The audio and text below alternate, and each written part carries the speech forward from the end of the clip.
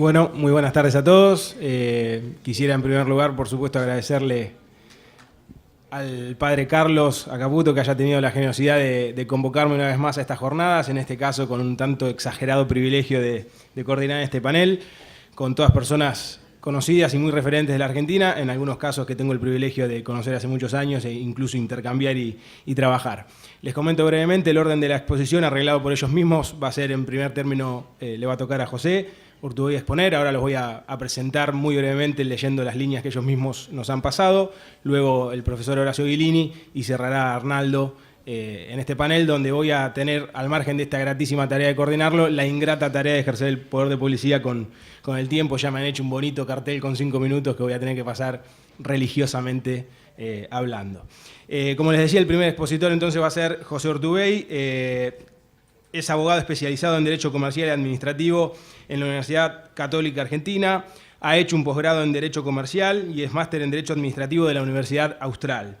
También es miembro del Consejo Directivo de la Unión Industrial Argentina y hay que tener presente también que es miembro del Comité Asesor Foresto Industrial de la Organización de las Naciones Unidas para la Agricultura y la Alimentación desde diciembre del 2008 hasta el presente.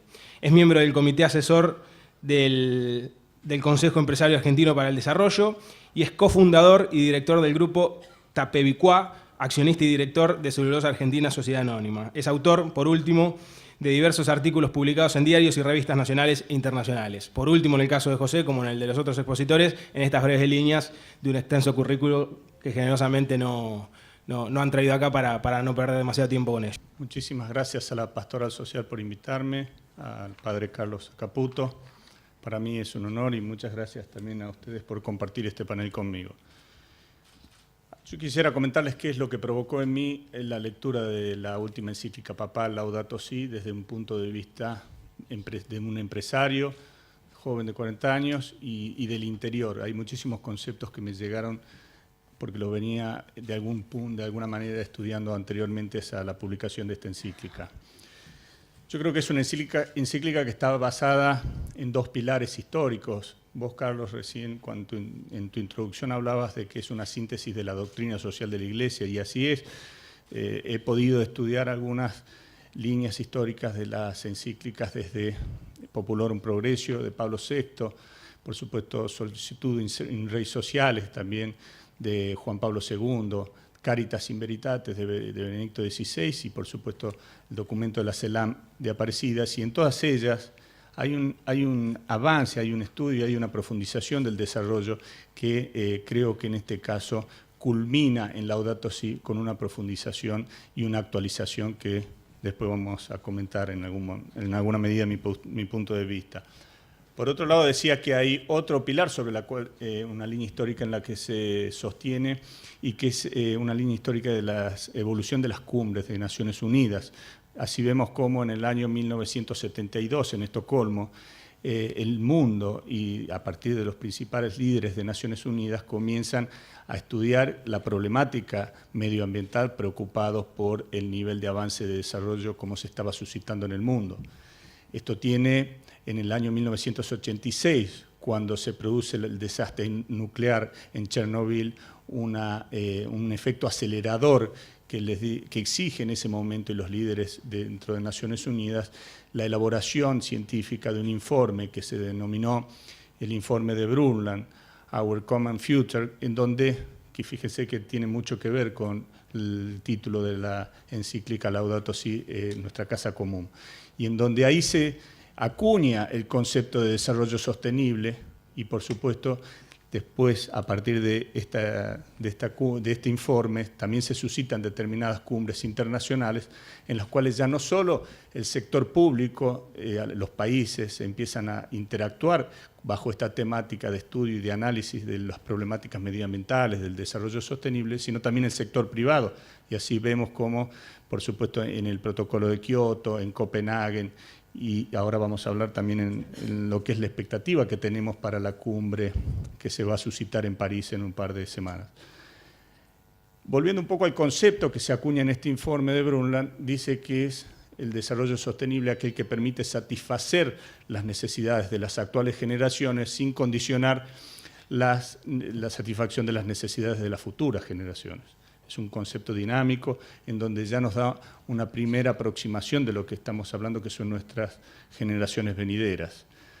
A partir de ahí, si nosotros analizamos también un poco cómo están dadas, que lo comentaron acá en paneles anteriores, la realidad hoy del mundo y un poco proyectada, la temperatura media, el calentamiento global, la temperatura media global se incrementó desde mediados del siglo pasado en un 0,6% de grados centígrados.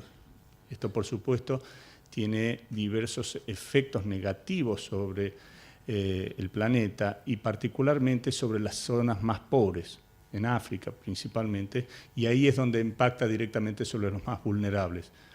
Por otro lado, si vemos qué está pasando en términos del incremento poblacional, vamos a ver que actualmente podríamos decir que somos 6,9 mil millones de personas que habitamos la Tierra, según datos de Naciones Unidas, y la proyección para el año 2050 es que vamos a ser arriba de 9 mil millones de personas. Esto, adicionando a este dato, que más del 70% van a estar viviendo en los grandes centros urbanos, por supuesto, son dos importantes anclas que nos llevan a pensar que ya hablar de desarrollo sostenible no es simplemente un ejercicio intelectual, sino es una necesidad que tenemos de todos los sectores de empezar a pensar y a proyectar esta temática desde la responsabilidad y desde justamente entendimiento de que tenemos que preservarnos de nuestras futuras generaciones.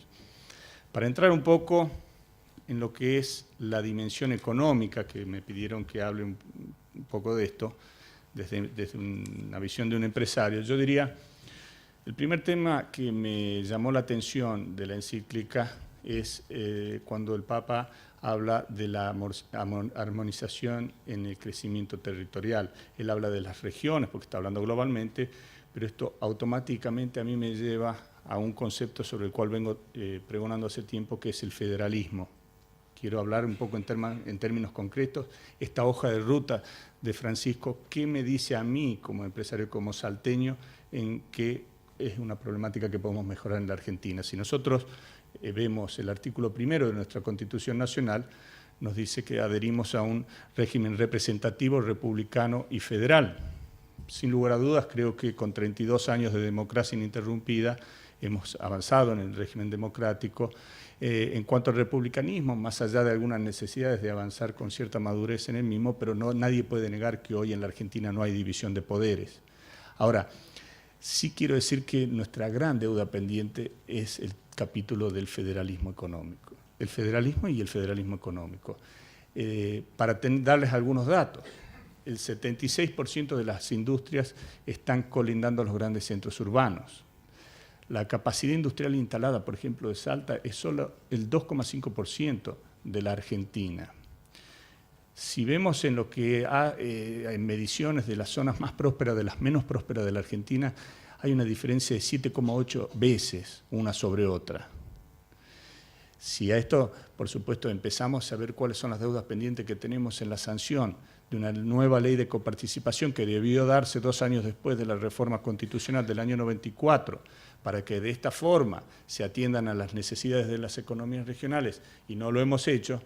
Y ahí creo que en alguna medida hay una hoja de ruta que como país, como estados nacionales, provinciales, municipales, como empresarios, tenemos claramente. Tenemos que avanzar en la armonía del desarrollo del territorio, si no vamos a seguir con los flagelos que tienen las concentraciones de la densidad poblacional en los centros urbanos, no solo del conurbano bonaerense, del conurbano de la provincia de Córdoba, de Santa Fe. Por eso digo, en lo que hace a la encíclica es uno de los puntos que rescato y lo aplico a este concepto que nosotros tenemos como desafío. Por otro lugar, hay otro tema que me parece que también es muy importante, que es la ética de las relaciones internacionales. Es decir, cuando hablamos de ética no se puede tratar como iguales a quienes no son iguales. Hay países que están en vías de desarrollo y hay países que están desarrollados. Y esto claramente me lleva a un tema muy concreto, por ejemplo, que se debate, y hoy creo que también, aprovechando que también va a haber un debate presidencial, deberíamos escuchar para ver qué modelos vamos a buscar en estas situaciones. Administración del comercio, por ejemplo. No se puede tratar a países que están en vía de desarrollo como la Argentina en un término puntual como si estuviésemos hablando en una comparación con Alemania. Claramente, ahí tenemos que hablar de una administración de comercio inteligente en las cuales hay determinadas economías regionales que necesitan una protección y esto debe estar reconocido en los organismos internacionales, cosa que hoy no sucede. Por ejemplo, la OCDE, en la política agrícola común que tienen sobre los países europeos, hacen un proteccionismo, muchas veces inventando medidas arancelarias para proteger sus recursos primarios y, por supuesto, nos ponen en una situación desventajosa en términos relativos a países en desarrollo como nosotros. Por eso digo, para ir a una visión puntual como empresario, como del país, de Argentina, me parece que dentro de Naciones Unidas, dentro de los organismos internacionales, deberían tomarse conciencia de este concepto de la ética de relaciones internacionales que nos marca Francisco en cuanto a distinguir claramente que hay desarrollados y hay países que no están o están subdesarrollados. Hay otros aspectos que se dijeron ya en presentaciones anteriores, pero no quiero dejar de mencionarlos, que a mí también me impactaron, es el énfasis que le pone en términos de análisis de diversificar la matriz energética que sostiene Francisco, dándole mucho hincapié a lo que son las energías renovables, de tal forma que los recursos que tienen la característica de no ser renovables no puedan ser gozados por generaciones futuras también. Entonces ahí me parece que como empresario hay muchísimas formas de invertir, de innovar y de generar y de diversificar la matriz energética, que puede ser aprovechando la biomasa, los vientos, cuando hablamos de eólica, solar. Me parece que ahí hay un gran incentivo en cuanto nos dice, señores, póngase a innovar y a estudiar formas de producción energéticas diferentes, porque esto sin lugar a dudas está generando un impacto negativo en lo que hace a cuestiones medioambientales. Por otro lado, el capítulo del agua, no menor, no solo hace ahí una distinción de que el agua debe ser un servicio que le llegue a toda la comunidad, sino que también llega en alguna medida a cuestionar que esté privatizada el agua, que se cobre por el agua. Entonces, en alguna medida esto también nos debería llevar a una reflexión y, por supuesto, dentro de los países desarrollados, las grandes empresas en su matriz productiva también hacen un llamamiento a que hagan un uso correcto del agua. Por otro lado, otro punto es, y ahí voy a volver a hacer una línea histórica en la referencia, si es que vos estás bien, que tiene que ver, que no puede estar todo dejado. Sí, 5 minutos tiene. Bueno, estoy tratando de hacer lo mejor posible, si te atragantas, no sé.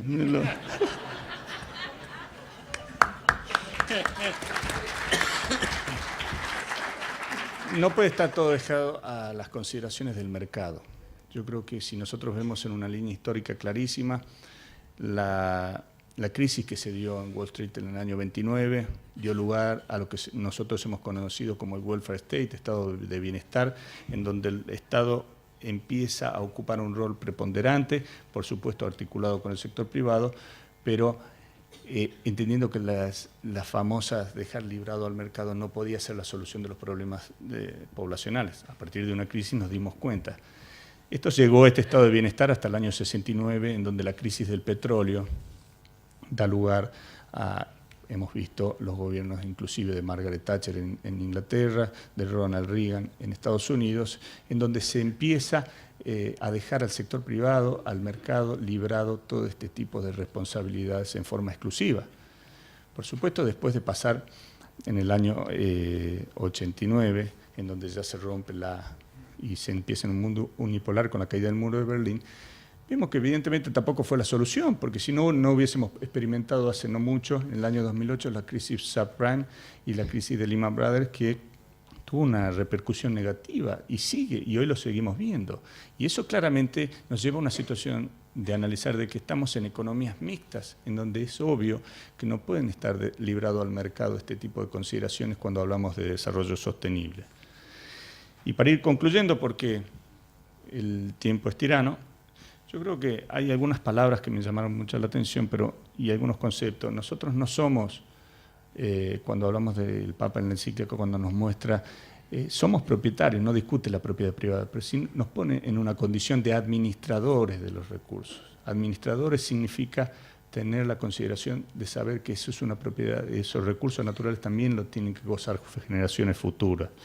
Por otro lado, creo que hay que evitar una ecología superficial en la cual simplemente analicemos qué es lo que está pasando en el medio ambiente, pero no entendamos que también tenemos que fijarnos en la tierra y en los pobres. Esto también es algo que a mí por lo menos me impactó. Somos tierras, dice Francisco, y también nos invita a entender que hay unas responsabilidades diversificadas. Es decir, todos los sectores tenemos que hacernos cargo de las condiciones en las cuales nos estamos desarrollando. Sin lugar a dudas, ahora se va a desarrollar en París la nueva cumbre medioambiental en donde los países líderes van a estar participando, y creo que es una oportunidad, ya que la encíclica es sumamente oportuna para esto, para que no solo adhieran ya sean todos los países, China y Estados Unidos incluidos, adhieran a un concepto de desarrollo sostenible con metas claras que permitan justamente avanzar al mundo, entendiendo que hay desiguales. Hay países desarrollados y subdesarrollados. Y esto, volviendo a lo nacional, tampoco significa, cuando hablamos de sostenibilidad, que atentemos contra la cláusula constitucional de nuestro artículo 75, inciso 18, de lo que es la cláusula de progreso. Podemos progresar sin ir en detrimento de nuestros recursos naturales, y por eso que me llama a mí a que sigamos el camino del desarrollo sostenible. Muchas gracias.